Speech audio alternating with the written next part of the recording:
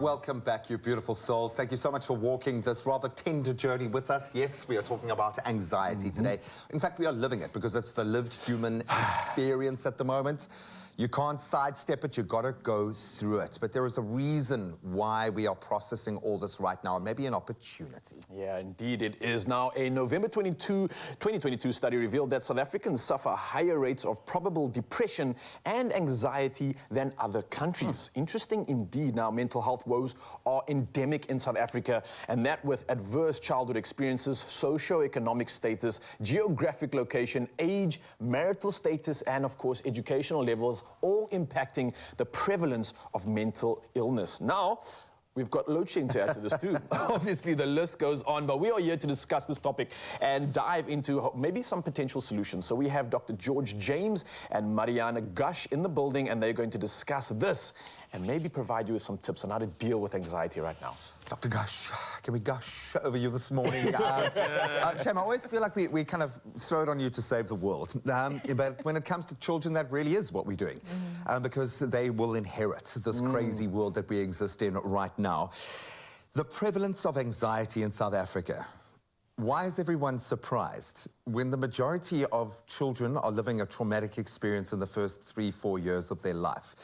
Their life path is, and if this is shocking anyone, I'm surprised, because we know what the situation is like for the majority of South African children. Is that the trap here, that we are caught as children in this country in that space and never able to exist? Why does South Africa have such high rates of anxiety? I think it's good to start with generally worldwide we're seeing an upwards trend in the prevalence of anxiety. But add to that exposure to violence, fearfulness, living in environments that aren't safe. All of those things just compound the issue, which is why our South African children are struggling more than many other places in the world.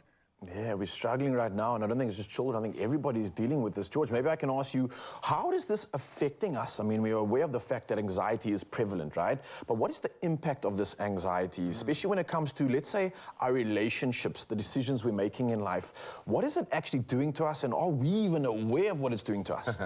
You know, most of the times I think we're not aware of it. Yeah. But it impacts our mood. Sometimes we're just cranky, right? We're moody. We're just not pleasant to be around. Yeah. Imagine that's how your partner feels about you, right? They feel that. They feel that way that you are not maybe your best self. Maybe you're not the way that you used to be. And that's how sometimes anxiety can come out, in the way that it impacts our mood, how we function, just being tired or being just overwhelming. And so that's not always the pleasant person to be with, and that could impact your relationship. Now let's lock you in a house for 3 years together without any escape. And see what happens. Right. And I mean, we will constantly, you must be loving this journey post-COVID of figuring out where we are, because there are opportunities to get real, to get connected, to be authentic within our kind of families and our relationships, which is beautiful. You practice positive psychology for a reason. What role does the positive mindset, as being the first step, the thing that starts the magical science in our brain, why is positivity the key for you? Sure. For a long time, psychology has focused on, let's take away the negative symptoms, let's make people less anxious, less depressed, and that is an important part of the process, absolutely. It's triage, though. But let's not overlook the fact that we're not only wanting to eliminate the negative, we want to put something in its stead. What are we focusing on instead of the depression and the anxiety? What is it we want to create? So that is incredibly important, because if you take away the depression, anxiety, and the negative symptoms, you're not ending up with a happy or fulfilled person. You're probably just ending up with an empty person. Well, a static person. Unfortunately, adversity seems to be the only thing that drives us forward and allows us to grow. It does indeed, yeah. And I'm just thinking about this now, and I'm not even aware of the anxiety that we're going through in our day-to-day lives. And I think it's something that we all should be aware of when we're dealing with people in general, because you don't know how anxious somebody else is and what somebody else is actually going through, never mind yourself. And I think that maybe gives us some insight into it. You mentioned something earlier, George, about relationship anxiety, and you mentioned the difference between the two. Now, I'm still trying to wrap my head around this. What exactly is that? I thought anxiety is anxiety, whether I'm at the store, I'm dealing with anxiety regardless. But is there a difference between the anxiety I experience and anxiety that's experienced, let's say, within that relationship, like you touched on earlier? Yeah, I'll say there's a spectrum, right? So if you're single, there's the anxiety of like, am I ever going to get in a relationship? Am I ever going to get married? Am I ever going to have a child or a family? Right? If you're in a relationship, depending on your past, you could be anxious. Is this going to end at any moment? Right? Are they going to cheat on me? Is there something wrong going to happen? So anxiety makes you fearful of almost anything that can happen. Will I lose my partner? Will they not like me? So it starts to just come up, and now as a result, you make decisions and choices that aren't healthy for your relationship. Maybe you don't, once again, communicate the way that you should. And based on anxiety, which technically almost doesn't exist in the real world. It's just something you've almost created. Yeah, okay. Interesting stuff. We're learning. This is making sense. Yeah, man. And we don't have to pay by the hour. Thankfully, we do it in 7-minute segments. That's why we love it. There are opportunities in this new normal that we find ourselves, an opportunity to have deeper connections, stronger relationships, and more capable children. We are wanting to tap into that kind of energy. We love you guys. Positivity. It's my feel-good breakfast show.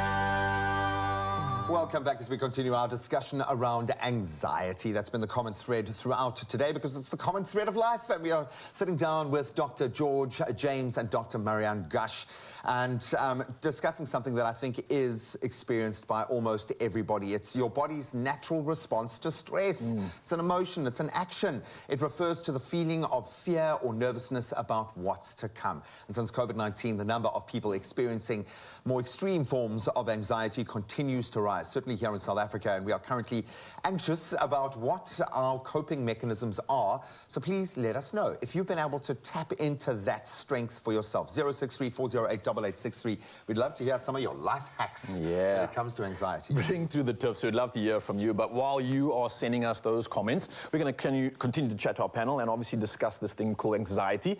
And there's another question that I had, just to kind of identify with anxiety. There's this thing that you can feel anxious, right? But then you can also be diagnosed with anxiety. Is this different, firstly? And is anxiety, let's say, is this like a condition that you can be diagnosed with? Or what is it exactly? Maybe you could explain this to me, Marianne.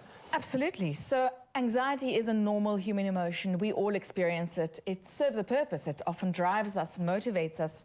For example, the adolescent who doesn't feel anxiety about the test is less likely to study and maybe not do so well.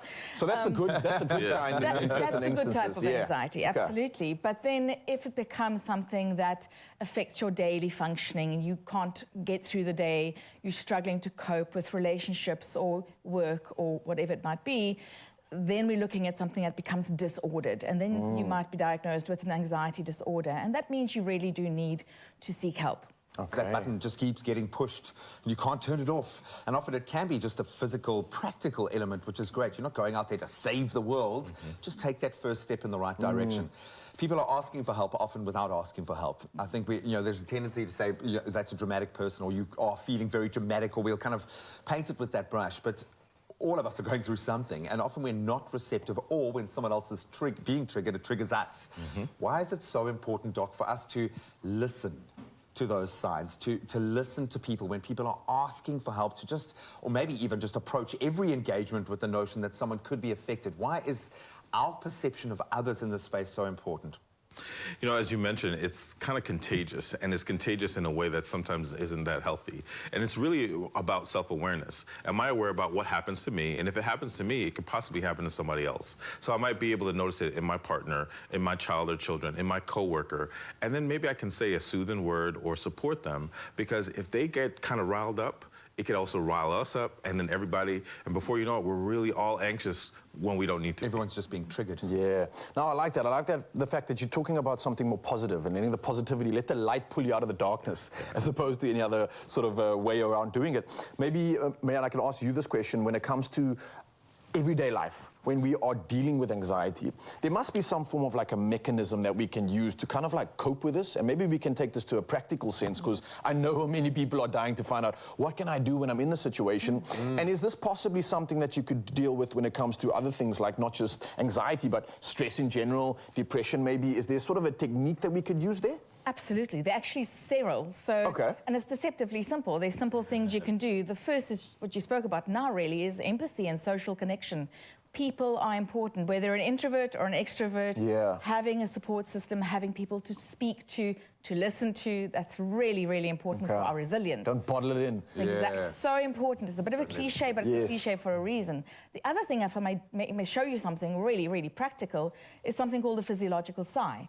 Is if you take in a really deep breath and an extra, and then that is something you actually do automatically while you're sleeping throughout your day. You'll see little kids do it while they sleep. It's a very natural way of resetting that nervous system reaction to stress. So it's really a physical way of calming your body. Doing a few physiological sighs. Well, there's a reason why, like Qigong and yoga and all these calming physical exercises do this. Doc, any last words of advice for someone who is going through this right now? What's your go-to coping mechanism? You know, do the things that you love, right? Be around people that you love. Like, I like to travel. I like to spend time with my family. Do those things. And do the things that get you anxious less. So if you're taking in a lot of content that really hurts you, don't do that. Yeah. If you don't like that coworker, maybe avoid them a little bit. You have a choice. Find ways to like enjoy the life and reduce anxiety, but don't be afraid of it. Lean into it, because it can actually make you better and thrive if you use these coping strategies. Oh, thank you. Beautiful conversation. Thank you so much, Doc Marianne. It's been a great insight into dealing with anxiety, and I think we've equipped Nzansi with a little bit more